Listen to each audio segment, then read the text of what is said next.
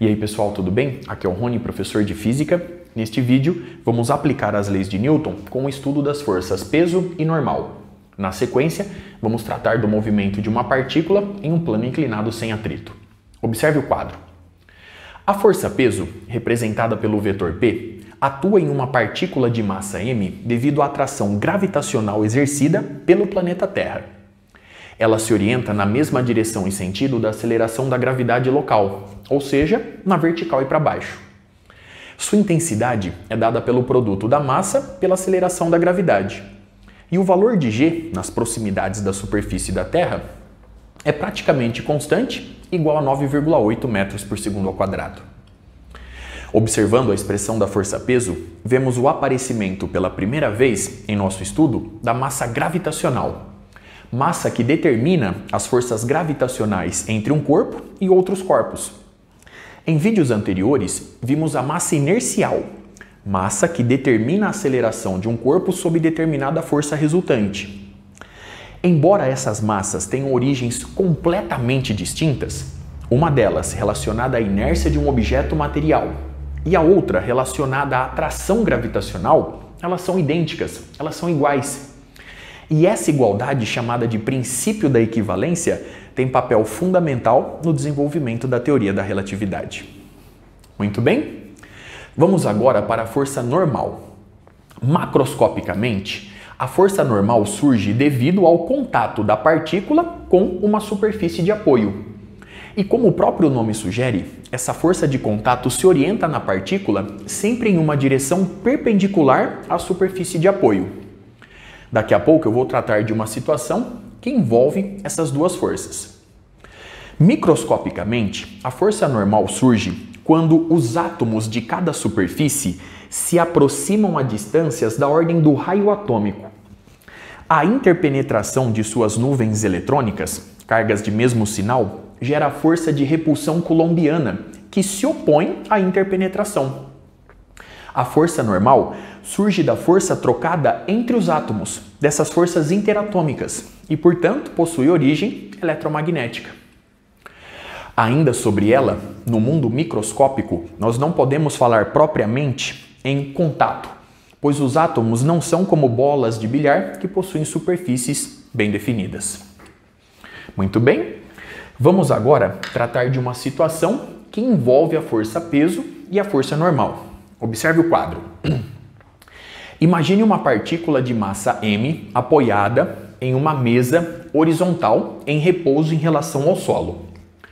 As únicas forças que agem nessa partícula são a força peso, devido à interação da partícula com o planeta Terra, orientada verticalmente para baixo, e a força normal, que se opõe à interpenetração dos átomos de cada superfície. Consequentemente, a força normal, conforme eu citei inicialmente, está orientada verticalmente para cima, em uma direção que forma um ângulo reto com a superfície de apoio. Como o bloco está em repouso, em equilíbrio, a força resultante no bloco vale zero. Consequentemente, a força-peso possui a mesma intensidade, a mesma direção, conforme eu ilustro, e sentido oposto ao da força normal. E como essas duas forças estão atuando no bloco, na partícula, elas não constituem um par ação e reação. Vamos melhorar essa análise? Observe o seguinte. A força-peso, representada pelo vetor P, que atua na partícula, surge devido à atração gravitacional exercida pela Terra. Eu vou chamar a força-peso, o vetor P, de ação. A reação está no centro da Terra, na mesma direção, porém sentido oposto. E, portanto, representado aqui pelo vetor menos P. Muito bem. Para a força normal, nós temos a seguinte análise. O bloco empurra a superfície da mesa na vertical e para baixo. Eu vou chamar essa força de ação e vou representá-la por menos N. A reação é aplicada no bloco, conforme eu ilustro, na vertical e para cima, representada pelo vetor N. Muito bem? Observe, para cada par ação e reação que eu ilustrei no quadro, o seguinte, conforme vimos em vídeos anteriores. Para um par ação e reação, as forças possuem a mesma intensidade, a mesma direção, sentidos opostos, atuam em corpos distintos e são simultâneas. Muito bem? Como o nosso objeto de estudo é a partícula de massa m, as únicas forças de interesse são a força-peso e a força normal. Muito bem? Observe o quadro e toda a análise realizada até aqui. Dando sequência, vamos agora tratar do movimento de uma partícula em um plano inclinado sem atrito. Observe o quadro. Nessa partícula de massa m, atuam apenas duas forças.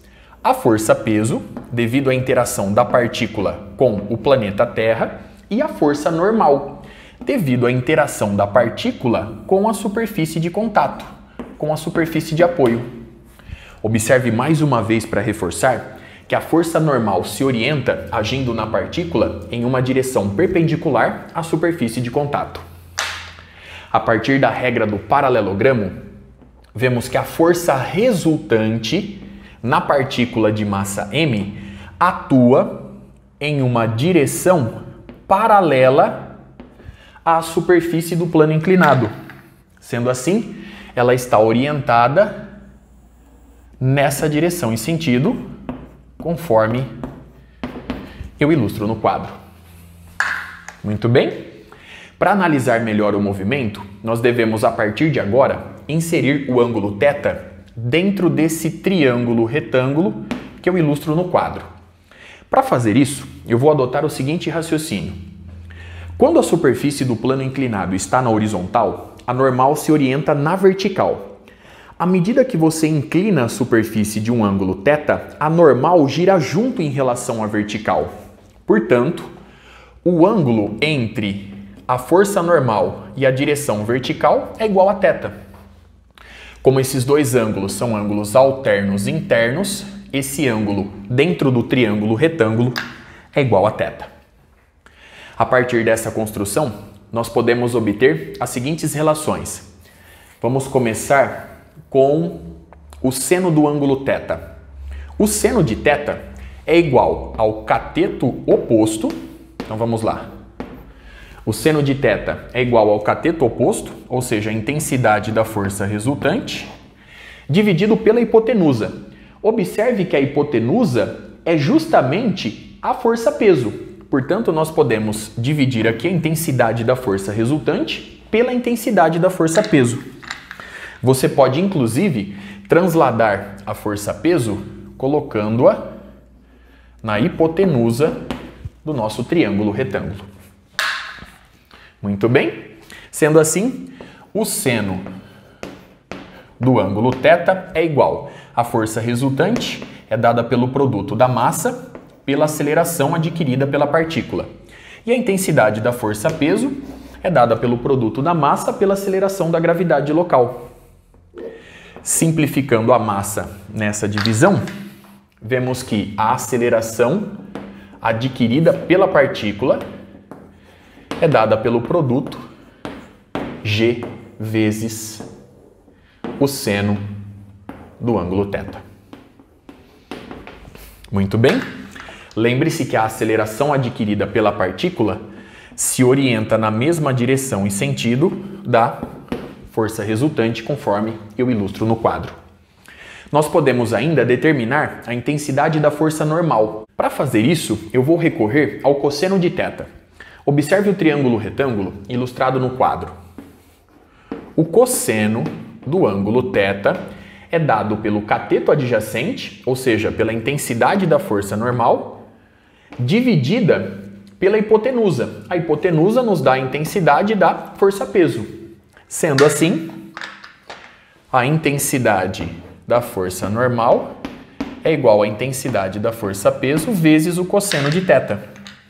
Substituindo a força-peso por m vezes g, vemos que a intensidade da força normal é igual ao produto da massa da partícula pela aceleração da gravidade local pelo cosseno do ângulo θ. Muito bem. Observe os resultados obtidos, toda análise realizada. Com isso, eu encerro este vídeo. Até a próxima.